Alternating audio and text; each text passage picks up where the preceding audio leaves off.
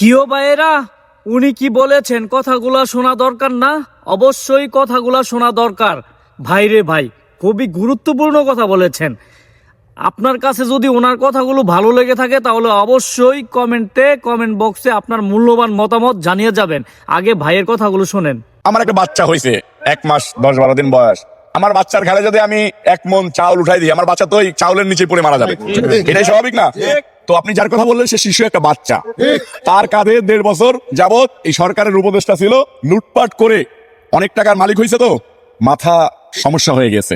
যে কারণে ওই যে আমাদের গ্রামে একটা বাচ্চা ছেলে বলতেছিল, আমি যদি তাকে বলতাম যে খাবা, ও বলে খাবো, যদি বলে দিবা, বলে দেওয়া যাবে না। তা এদের অবস্থা হয়ে গেছে এরকম। ওরা যদি ওদের সুবিধা হয় তাহলে সেটা ভালো, ওদের সুবিধা না হলে সেটাই খারাপ। ওদেরকে আবার বিনা ভোটে শেখ হাসিনার মতো সরকার, ওরা যেরকম বিনা ভোটে উপদেষ্টা হয়েছে, হয়ে লুটপাট করছে, আবার যদি ওদেরকে বিনা ভোটে এমপি বানাই দেওয়া হয় তাহলে ওরা খুশি হবে।